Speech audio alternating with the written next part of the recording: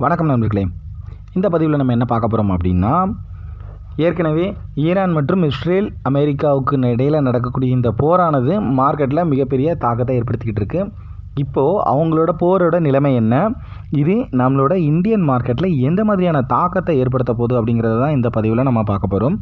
கடந்த சில நாட்களாகவே ஈரானுக்கும் இஸ்ரேல் மற்றும் அமெரிக்கா கூட்டணியாக சேர்ந்து இவங்களுக்குள்ள மோதல் போக்கு வந்து ரொம்ப அதிகரிச்சுக்கிட்டே இருக்குது.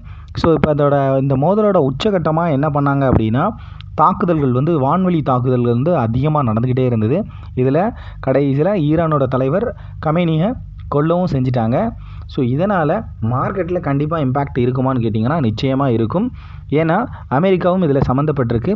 ஆனால் இதில் ஒரே ஒரு விஷயம் என்ன நடந்திருக்கும் அப்படின்னா, ஒருவேளை இந்த போர் பதட்டம் இன்னும், அதாவது கமேனியும் இன்னும் கொல்லப்படாமல் இருந்து அவரும் ஒரு பக்கம் அவங்களோட ஈரான் இராணுவத்தை வந்து வழி நடத்திக்கிட்டே இருந்துட்டு, அதே நேரத்தில் அமெரிக்காவும் எதிர் தாக்குதல்களை வந்து பண்ணிகிட்டே இருந்திருந்தாங்க அப்படின்னா, அடுத்த ஒரு வாரத்தில் நம்மளோட மார்க்கெட், அதாவது பங்கு சந்தையானது மிகப்பெரிய அளவில் ஒரு கிராஷ் ஆகிருக்கக்கூடிய ஒரு சுச்சுவேஷன் வந்து உருவாகிருக்கும். ஆனால் இப்போ அது வந்து சில காரணங்களால் வந்து தடைபட்டிருக்கு அப்படின்னு சொல்லலாம். ஏன்னா கமேனியனோட மரணத்துக்கு அப்புறமா அந்த மிகப்பெரிய கிராஷ் வந்து மார்க்கெட்டில் வந்து தவிர்க்கப்பட்டிருக்கு அப்படிங்கிறது தான் நம்ம உண்மையிலே சொல்லணும். அது தவிர்க்கப்படாத ஒரு சூழ்நிலை இருந்திருந்ததுன்னா கமாடிட்டி மிகப்பெரிய உச்சத்தை வந்து அடைஞ்சிருக்கும். அதே நேரத்தில் நம்மளோட இந்தியன் மார்க்கெட்டை பொறுத்த வரைக்கும் ஒரு நல்ல ஒரு ஃபால் ஆகிறதுக்கான பாசிபிலிட்டிஸும் அதிகமாக இருக்கிறதுக்கான வாய்ப்புகள் இருக்குது. ஆனால் இப்போதைய சூழ்நிலையை பொறுத்து நாளைக்கு பங்கு சந்தை எந்த மாதிரியான ரியாக்ஷன் வந்து இருக்கலாம் அப்படிங்கிறது தான் இந்த பதிவில் நம்ம பார்க்க போகிறோம். அதாவது அமெரிக்காவும் சேர்ந்து இந்த தாக்குதலில் ஈடுபட்டுகிட்டே இருக்குது.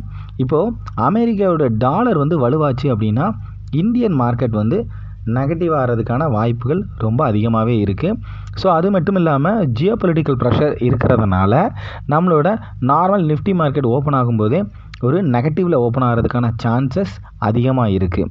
எப்போவுமே ஜியோ பொலிட்டிக்கல் ப்ரெஷர் அப்படின்னு சொல்லி வந்ததுனாலே, அதாவது புவிசார் அரசியல் பதட்டங்கள் வந்தது அப்படின்னாலே, அப்போது எல்லா மக்களும் தேடி ஓடக்கூடிய ஒரே ஒரு அசட், அதாவது சேஃப் ஹேவன் அசட் அப்படின்னு அழைக்கப்படுற தங்கம் தான். தங்கம் தான் மிகப்பெரிய அளவில் ஒரு தாக்கத்தை வந்து கண்டிப்பாக ஏற்படுத்தும். ஆனால் இப்போ போர் நடக்கிறது ஈராக்கில் அப்படிங்கிறதுனால ஈராக்கை பொறுத்த வரைக்கும் அங்கே க்ரூட் ஆயில் தான் மிகப்பெரிய அளவில் பிரசித்தி பெற்ற ஒன்று அப்படின்னு நம்ம சொல்லலாம். அதனால் நமக்கு க்ரூட் ஆயிலில் இதோட இம்பேக்ட் வந்து கண்டிப்பாக இருக்கும். ஏன்னா போருக்கான இந்த ஒத்திகை நடக்க ஆரம்பித்த காலகட்டத்தில் இருந்தே க்ரூட் ஆயிலோட ரேட் வந்து தொடர்ச்சியாக ஏறுமுகத்திலே இருந்துக்கிட்டே இருந்தது. ஏன்னா அதுக்கான டிமாண்ட் வந்து அதிகமாகுது. அதனால் கண்டிப்பான முறையில் வந்து பார்த்திங்கன்னா க்ரூட் ஆயில் வந்து மிகப்பெரிய அளவில் ஒரு ஏற்றத்தை வந்து அடையிறதுக்கான வாய்ப்புகள் வந்து அதிகமாக இருக்குது. அதுக்கப்புறமா ரெண்டாவது விஷயமாக நம்ம பார்க்கக்கூடியது வந்து பார்த்திங்கன்னா தங்கம். ஏன்னா உலகத்தில் புவிசார் அரசியல் பதட்டங்கள் வந்து வரும்போதே எப்போவுமே எல்லாருமே சேஃபஸ்ட் ஹெவனை நோக்கி தான் எப்போவுமே பயணிக்க ஆரம்பிப்பாங்க. அந்த விதத்தில் நம்ம பார்த்துக்கிட்டோம் அப்படின்னா கோல்டுக்கு அதிகமாக எல்லாருமே போகிறதுக்கான வாய்ப்புகள் இருக்குது. கோல்டு சில்வரில் எல்லா இன்வெஸ்டர்ஸுமே ஃபோக்கஸ் பண்ணுறதுக்கான வாய்ப்புகள் ரொம்ப அதிகமாக இருக்குது. அதனால் தங்கம் மற்றும் வெள்ளியோட விலை வந்து உயர்றதுக்கான வாய்ப்புகள் அதிகமாக இருக்குது. அடுத்ததாக எடுத்துக்கிட்டோம் அப்படின்னா நேச்சுரல் கேஸை பொறுத்த வரைக்கும் நம்ம ஓவராலாக எடுத்துக்கிட்டால் நேச்சுரல் கேஸோட டிமாண்ட்ஸ் எல்லாத்தையுமே அதிகமாக டிசைட் பண்ணுறது அப்படின்னு எடுத்துக்கிட்டோம் அப்படின்னா ஐரோப்பா கண்டமும் அமெரிக்காவும் தான். ஆனால் இப்போது அங்கே இருந்து எக்ஸ்போர்ட் பண்ணக்கூடிய அந்த டிரான்சாக்ஷனுக்கான காஸ்ட் அதிகமாக ஆகுது அப்படிங்கிற ஒரு சூழ்நிலை உருவாச்சு அப்படின்னா நேச்சுரல் கேஸோட ரேட்டும் உயர்வதற்கான வாய்ப்புகள் இருக்குது.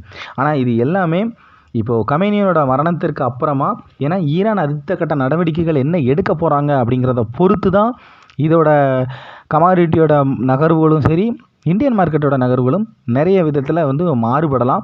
ஏன்னா அடுத்து ஒருவேளை அவங்களும் எதிர்த்தாக்குதல்களுக்கு வந்து ரொம்ப மிகப்பெரிய அளவில் தயாராகிட்டு இருந்தாங்க அப்படின்னா மார்க்கெட் வந்து இன்னும் சில வால்டாலிட்டி, அதாவது டவுன் சைடு வால்டாலிட்டி இருக்கிறதுக்கான வாய்ப்புகள் இருக்குது. அதே நேரத்தில் அவங்க எதிர்த்தாக்குதல்களை வந்து இப்போ இமீடியட்டாக வந்து ரியாக்ட் பண்ணாமல் இருந்தாங்க அப்படின்னா பங்குச்சந்தையில் அதோட ரெஃப்ளெக்ஷனும் கண்டிப்பாக இருக்கும். அதாவது அது நேரடியாக நமக்கு வந்து தொடர்பு இல்லை அப்படின்றதுனால நம்மளோட மார்க்கெட்டும் வந்து மிகப்பெரிய அளவில் வந்து ஒரு தாக்கத்தை நாளைக்கு வந்து அந்த பேனிக் செல்லிங் வந்து கண்டிப்பாக இருக்கும். ஏன்னா ஒரு உலகத்தில் புவிசார் அரசியல் பதட்டங்கள் இல்லை மாதிரி இந்த வார் சிச்சுவேஷன் நடக்குது அப்படின்னாலே முதலாவதாக என்ன ஆகும் அப்படின்னா பேனிக் செல்லிங் அப்படின்னு நடந்துகிட்ருக்கும். இந்த பேனிக் செல்லிங்லேயே பார்த்திங்க அப்படின்னா மார்க்கெட் வந்து எப்பேற்பட்ட மார்க்கெட்டாக இருந்தாலும் ஒரு டவுனை வந்து கண்டிப்பாக சந்திக்கிறதுக்கான சூழ்நிலைகள் வந்து இருக்கும். அதனால் நாளைக்கு கண்டிப்பாக காலையில் ஓப்பன் ஆகும்போது பேனிக் செல்லிங் ஆகிறதுக்கான வாய்ப்புகள் வந்து ரொம்ப அதிகம். அதுக்கப்புறமா இந்த அரசியல் பதட்டங்களை பொறுத்து மார்க்கெட்டோட நிலை வந்து மாறலாம். அதே மாதிரி க்ரூட் ஆயிலு, கோல்டு, சில்வர் இதோட விலை வந்து உயரலாம். நேச்சுரல் கேஸும் மேலே ஏறுறதுக்கான வாய்ப்புகள் இருக்குது நண்பர்களே. ஸோ எது எப்படியோ நாளைக்கு எப்படி மார்க்கெட் இருக்குது அப்படிங்கிறத நமக்கு வந்து மார்னிங்கே தெரிஞ்சிடும்.